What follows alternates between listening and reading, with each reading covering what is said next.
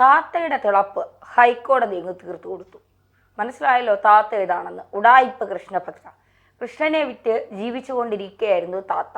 ഓരോന്ന് പറഞ്ഞ് അഭിനയിച്ച് വന്ന കൃഷ്ണൻ്റെ പടങ്ങളൊക്കെ ഇങ്ങനെ വിറ്റ് ജീവിച്ചുകൊണ്ടിരിക്കുകയായിരുന്നു. ഇപ്പോൾ നമുക്ക് ഏത് ജാതിയിലും മതത്തിലും അതൊന്നും ഇല്ല. ഇപ്പോൾ ജാതി മതം പറയുന്നത് തന്നെ തെറ്റാണ്. ആർക്കും ആരെയും പൂജിക്കാം, ആർക്കും ആരെയും ഏത് മതത്തിലും വിശ്വസിക്കാം.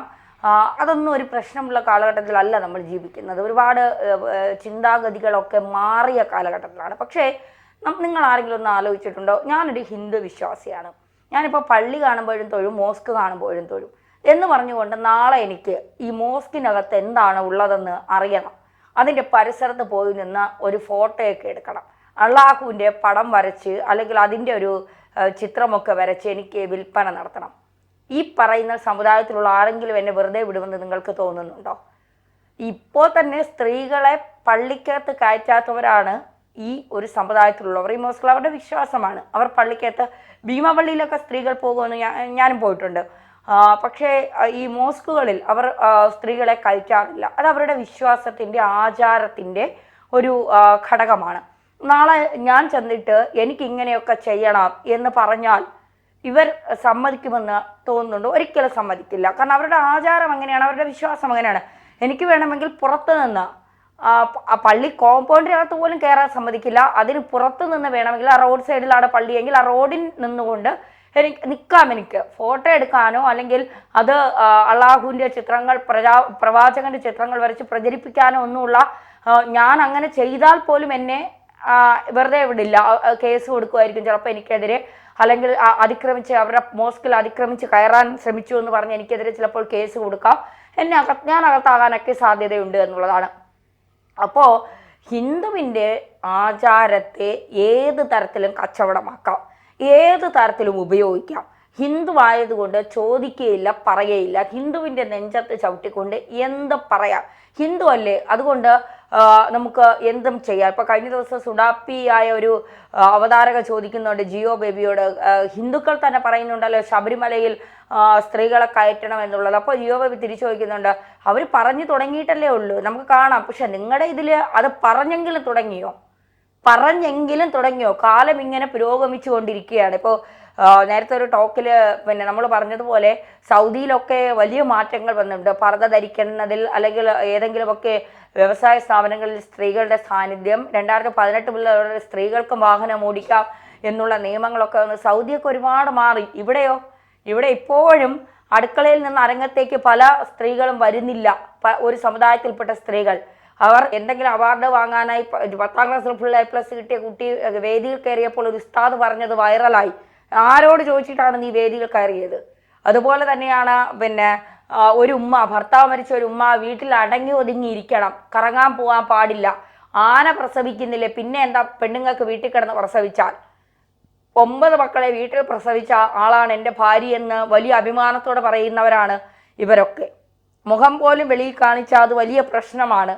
കണ്ണ് പോലും പറ്റുമെങ്കിൽ മൂടിക്കെട്ടാൻ പറ്റുമോ എന്ന് നോക്കി നടക്കുന്നവരാണ്. അപ്പോൾ അതൊക്കെ അവരുടെ ആചാരങ്ങളാണ്. അവരുടെ ആചാരങ്ങളിൽ പോയി ആരും കൈകടത്താൻ പോയി അതുടനെ വർഗീയതയാകും. ഒരു മതത്തെ പിടിച്ച് എന്താ പറയുക, അത് അവരെ അപമാനിക്കുന്നതിന് തുല്യമാകും. ഇതൊന്നും ഒരു പ്രശ്നമില്ല. പക്ഷേ ഹിന്ദുവിൻ്റെ ക്ഷേത്രത്തിൽ കയറി അവിടെ കേക്ക് മുറിക്കാം, അവിടെ ഹിന്ദുവിൻ്റെ ക്ഷേത്രത്തിൽ കയറി മാലയിടാം, അത് റീൽസാക്കി ഇട്ട് പണമുണ്ടാക്കാം. അതുവഴി കൃഷ്ണൻ്റെ പടം, കൃഷ്ണസ്നേഹിയാണ് എന്ന് പറഞ്ഞുകൊണ്ട് കൃഷ്ണൻ്റെ പടം വരച്ച് പണം ഉണ്ടാക്കാം.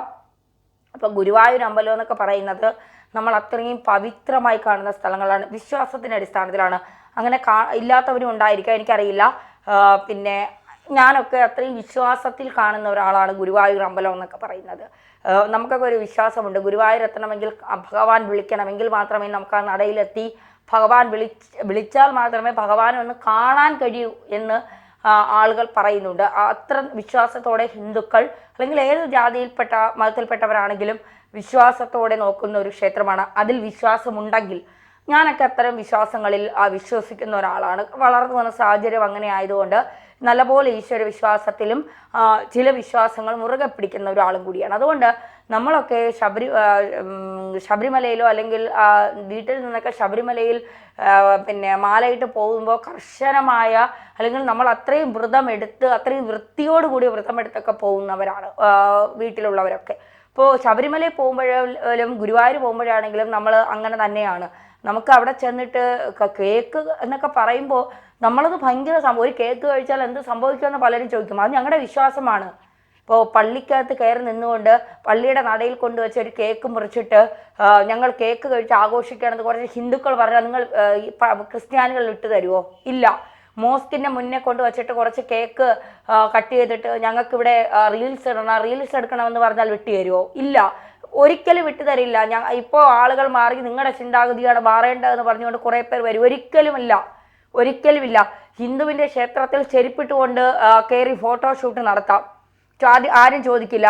ചെരുപ്പിടാതെ കയറണമെന്ന് ഓരോ ഹിന്ദുവിൻ്റെ വിശ്വാസമാണ്. അത്രയും വ്രതശുദ്ധിയോടുകൂടി ചെരുപ്പിടാതെയാണ് നമ്മൾ അകത്തേക്ക് കയറുന്നത്. അത് അകത്തിരിക്കുന്ന മൂർത്തിക്ക് നമ്മൾ കൊടുക്കുന്ന ഒരു ബഹുമാനത്തിൻ്റെ കൂടി ഒരു ഭാഗമായിട്ടാണ് ഞങ്ങളൊക്കെ കാണുന്നത്. അവിടെ കയറിയിട്ട് ചെരുപ്പിട്ടുകൊണ്ട് ഫോട്ടോഷൂട്ട് നടത്തുന്നു. അവിടെ ആർത്തവ സമയത്ത് ക്ഷേത്രത്തിലും കയറാം, എന്താ കുഴപ്പമെന്ന് ചോദിക്കുന്നു. അതൊക്കെ ഓരോരുത്തരുടെ ഇഷ്ടമാണ്. പക്ഷേ തട്ടമിട്ടുകൊണ്ട് ഗുരുവായൂർ ക്ഷേത്രത്തിൽ കയറുകയും ഗുരുവായൂർ ക്ഷേത്രത്തിൽ കയറി ഗുരുവായൂരപ്പനെ വെച്ച് കാശുണ്ടാക്കണ്ട, അത്തരം റീൽസുകൾ എടുക്കണ്ട എന്ന് കോടതിയുടെ ഉത്തരവ് ഉണ്ടായിട്ട് പോലും കോടതിക്ക് പോലും പുല്ലുവില കൽപ്പിച്ചുകൊണ്ട് അതിൻ്റെ അകത്ത് കയറി കൃഷ്ണൻ്റെ പുറത്തുള്ള വിഗ്രഹത്തിൽ, കിഴക്കേ നടയെന്നാണ് എൻ്റെ ഓർമ്മ, കിഴക്കേ നടയുള്ള വിഗ്രഹത്തിൽ മാലയിട്ട് അവിടെ റീൽസ് എടുത്ത് അത് വീണ്ടും ഫേസ്ബുക്കിലും സോഷ്യൽ മീഡിയയിലും ഇട്ട് പ്രചരിപ്പിച്ച് ആ താത്തയെ ഗുരുവായൂർ കലാപം ഉണ്ടാക്കാൻ ശ്രമിച്ചു എന്ന തരത്തിൽ. കാരണം ഇനി താത്ത വന്നാൽ ഹിന്ദുക്കൾ അടങ്ങിയിരിക്കില്ല, വിശ്വാസികളായ ഹിന്ദുക്കൾ താത്തയെ എടുത്തിട്ട് പൊരിക്കും എന്ന് കൃത്യമായി നിയമവ്യവസ്ഥയ്ക്ക് മനസ്സിലായി. ഹിന്ദുക്കളുടെ നെഞ്ചത്ത് ഈ തട്ടവും ഇട്ടിട്ട് വന്നിട്ട് ഈ പരിപാടി കാണിക്കാൻ ഞങ്ങൾ അനുവദിക്കില്ല എന്ന ഹിന്ദു വിശ്വാസികൾ മുഴുവൻ ഒന്നിച്ചു നിന്ന് പറഞ്ഞപ്പോൾ ഇനി രക്ഷയില്ല എന്നുള്ളത് മനസ്സിലായതിൻ്റെ അടിസ്ഥാനത്തിലാണ് മേൽശാന്തി ഇരിക്കുന്ന സ്ഥലത്ത് വരെ പോയി മേൽശാന്തിക്കൊപ്പം നിൽക്കുന്ന റീൽസ് വരെ എടുത്തിട്ട് പിന്നീട് മേൽശാന്തി അത് അറിഞ്ഞിട്ടില്ല എന്നൊക്കെയാണ് പറയുന്നത്. അതെന്തോ ആയിക്കൊള്ളട്ടെ. പിന്നീട് ഹൈക്കോടതി പറഞ്ഞു ഇനി റീൽസ് എടുക്കരുത്, ഇനി ഇത്തരത്തിലുള്ള കാര്യങ്ങളൊന്നും ഉണ്ടാകരുത്. എന്നിട്ടും ഹൈക്കോടതിയുടെ വാക്കിന് പുല്ലുവില കൽപ്പിച്ചുകൊണ്ട് വീണ്ടും ഗുരുവായൂരിലെത്തി റീൽസ് എടുക്കുന്നു, അത് പ്രചരിപ്പിക്കുന്നു, അത് കോടതിയുടെ ശ്രദ്ധയിൽപ്പെടുത്തുന്നു.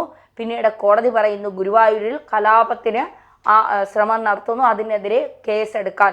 സത്യത്തിൽ കോടതിയുടെ ഭാഗത്തു നിന്നുണ്ടായത് ഏറ്റവും നീതിപൂർവമായ ഒരു നിലപാട് തന്നെയാണ്. കാരണം ഒരുപാട് വിശ്വാസികളുടെ നെഞ്ചത്ത് ചവിട്ടാനായി, ഒരുപാട് വിശ്വാസികളെ അപമാനിക്കാനായി വരുന്ന ഇത്തരക്കാർക്ക് ഒരു നല്ല മറുപടി തന്നെയാണ് കോടതിയുടെ ഭാഗത്തു നിന്നുണ്ടായിരിക്കുന്നത്.